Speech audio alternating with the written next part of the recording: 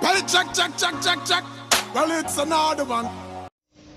Hi everybody, welcome to another episode of Fish Keeping Jamaica. Welcome to my channel. Today is just a quick video with regards to the removal of fries or eggs from your aquarium or pond.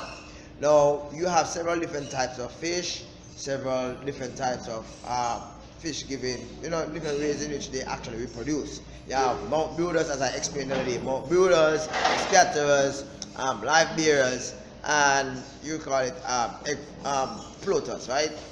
Fish that actually lays their egg and it floats in the aquarium, tank, or pond. Example, goldfish. Now, sometimes, for example, with regards to cichlids, which is a type of fish which actually protects its young, its eggs, until a particular age, right? A particular age, right? Cool. So today I'm talking about the whole idea of removing those eggs or removing those fries too early.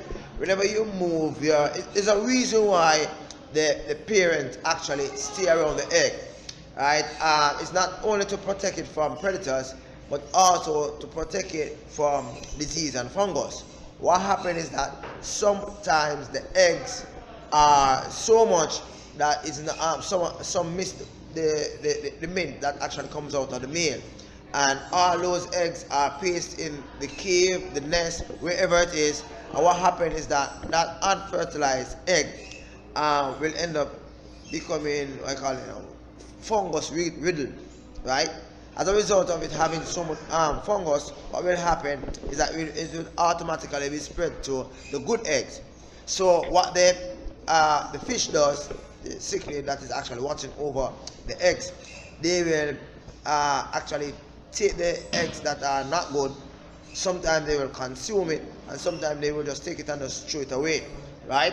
So it's important that whenever you consider the whole idea of removing those cichlid eggs, that you do it very carefully. You look for the eggs that are good and you place it in a tumbler, and it will end up become fries in the future.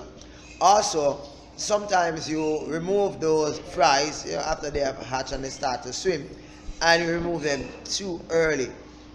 You remove them when they have their egg sacs, or when they are just they're what I call it, cushy with their parents, right? And what will happen when you remove either their parents or you remove them, that these fish, I don't know if it's stress or whatever, but they will just die after a couple days, right? It is suggested that you allow these fish to actually stay with the parent for a few days before you actually move them. For example, as you will see on the screen, you will see my chromides, right? Now the chromides have a whitish color.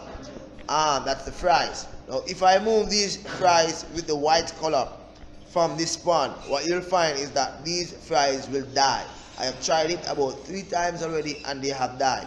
What I have done, I have actually waited for them to actually color up, have this black and yellowish color.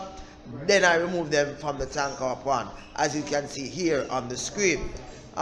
This is just a quick notation for you to be aware of, for those persons who wishing to keep their fish, breed their fish, and become a very excellent aquarist hobbyist.